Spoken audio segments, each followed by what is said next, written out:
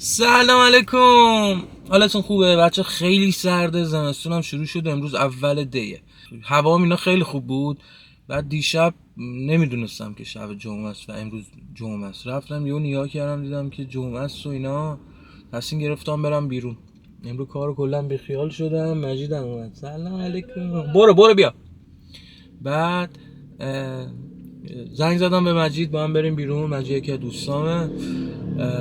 ادامه ویدیو رو براتون میذارم. هوا خیلی خوبه. بذار بهتون نشون بدم بچه. هوا خیلی خوبه، اصلا صاف، ولی یه خورده سرده. بادگرم میاد. امیدوارم که یه برف خوشگل داشته باشیم به زودی. سلام علیکم. بفرمایید آقا مجید. خوش اومدی آقا. خوبی؟ قربونه.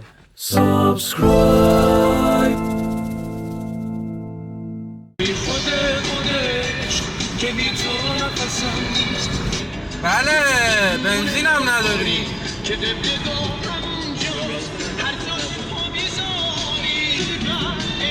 ابرو داشتن تو مرا بر.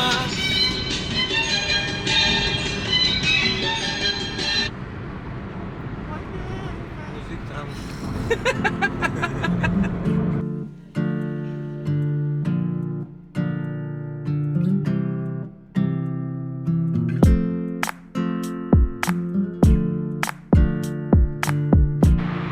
خب بچه ها رسیدیم، بریم داخل.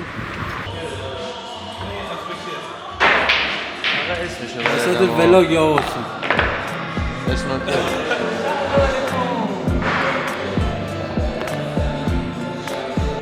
آره خلاص ما داریم بازی میکنیم.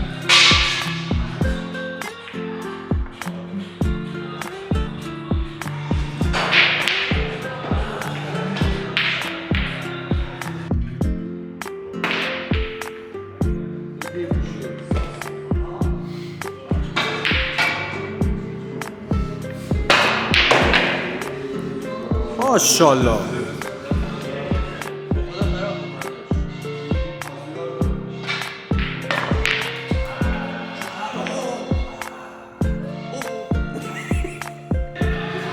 آره خلاصه الان آخری بازیمونه. بعد میریم بشویی بخوریم و بعد بریم که احتمالا فیلم ببینیم. اولین باری که اینجا بازی کردی به حال داد؟ اولین بار که مصدوم شدم، ولی دومین بار خیلی مهمه. چجوری مصدوم شد؟ چوب چدار خورد، باید کاپ میبستم دیگه. حالا برش اون دیپ چدار بود. داریم میریم یه غذایی بخوریم و یکم گپ بزنیم با هم. یه کافه است داخل شهر، بریم بالا بهتون معرفیش کنم. کجا زنگ بخوره؟ صدایی نمید باده یا زلزله است اینجوری؟ باده داشت زلزله خبر زدم. نه اونا با اون من زلزله شهید تره. جناب بیاوری 4 کنشور میشه. خیلی ممنون، مرسی. منم که مهمون افتخاری بودم، نخواستم تابلو شه. صد خودم رو نذاشتم. ده عالی. مجید اگه صدشو میذاشت میشه با 130 تا ما باید 2000 خودمونو میذاشت. شما باید 2000 خودتونو میذاشتی. عکسشو باید بذاری. مثلا هم کلاس من بود، همچنین منه دیگه. آره همسنم با مالا ایران نیست. من همین 1 سال 2 سال پیش بود. همین حضور رفت ترکیه، دوباره برگشتن دوباره رفت. همه رفتن ما هم بریم. اینجا چی اتفاق من میفته؟ در بیاد زیر 10 سرباز با سرباز بیاد زیرش. گل مول میزنی علی؟ با سرباز میره زیر بیبی دیگه. این بیبی کجا باره؟ کجا باره بیبی؟ از دوستان قمارباز ماست. میپاشم سوس الان رو پاشینی مزه ها رو نمیگیره دهنش. چه موزیک، دقیقا موزیک ولاگه.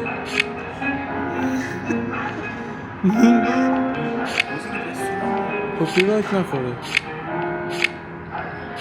داداش کم باشه چرا آقا میخورم. آمار قرص فروشی های من قاطی میکنن گیرایی اونجا میگیره وقتی با دوتا معتاد میای بیرون با دوتا لش سگ واژه‌ای است گیلکی، یک سگ لش، همون شد که برعکسش باشن شعر بخونم بچه. بهمن بکش شبهای من لبریز بیخوابی است، بهمن بکش که کندها امروز قلابی است، بهمن بکش بیخوابیم مدیون سردرد است، بهمن بکش شبهای بی سیگار نامرد است، بهمن بکش که جیب من خالی تر از خالی است، بهمن بکش سیگار ارزان واقعا عالی است، بهمن بکش که فکر را درگیر خواهد کرد، بهمن بکش بویش زنان را سیر خواهد کرد، بهمن بکش از فلسفه لبریز خواهی شد، بهمن بکش نوروز من پاییز خواهی شد، بهمن بکش که چای بی سیگار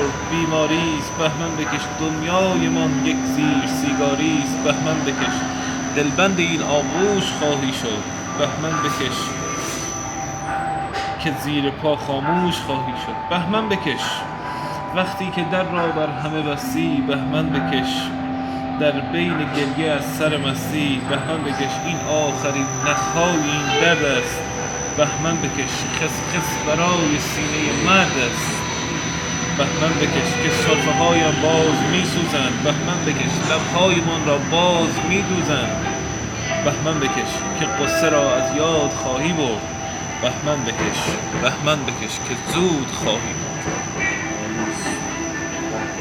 تو استودیو 2000 پاکت خالی بهمن اتاق میتونی باش بسازی؟ واقعا ساختم، دکور خیلی ساختم. 2000 تا پاکت خالی دارم.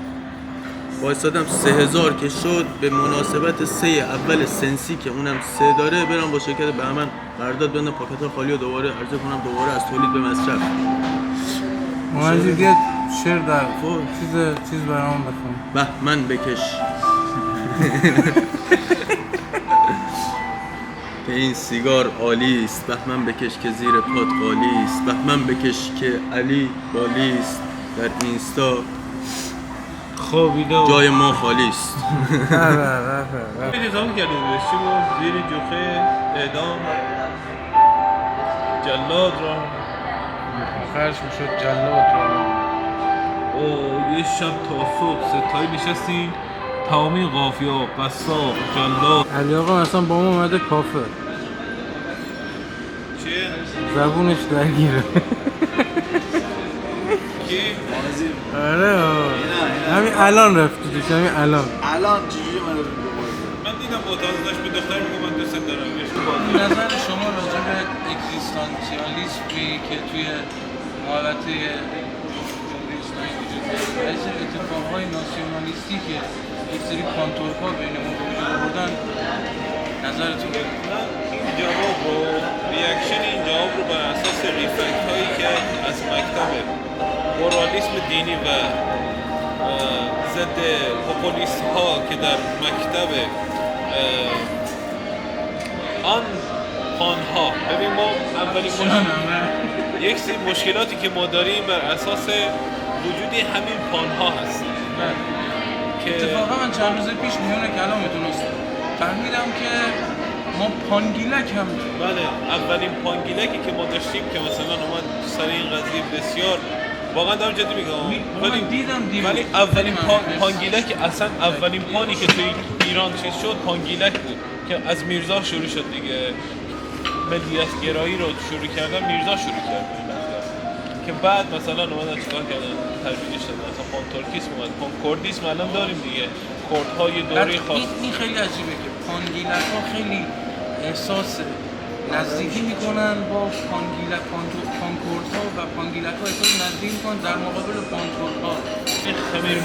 خمیرمایه کردها و گیلک ها خیلی نزدیک به هم دیگه است. یعنی اینها یک سری بحث ها، یک سری فرهنگ های مشترک دارن، اشتراکاتی که توی فرهنگ و لغتشون هست این خیلی بیشتر نزدیک کرده.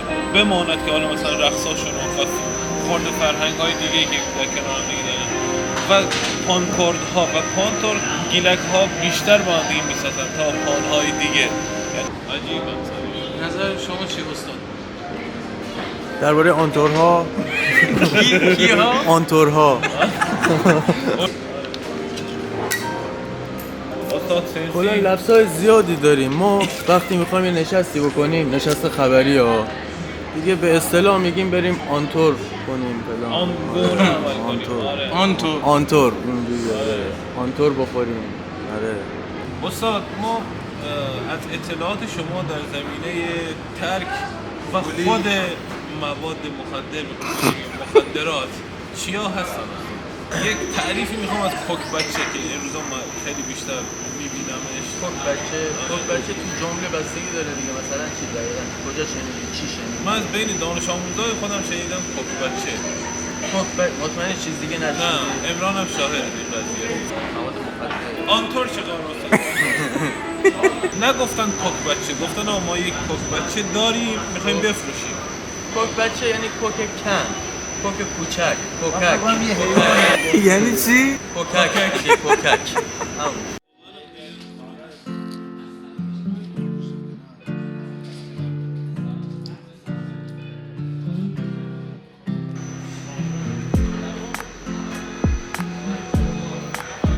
خب بچه‌ها اینم ولاگ امروز بود. مرسی اینکه تماشا کردین. کانال رو سابسکرایب کنید. دوستتون دارم.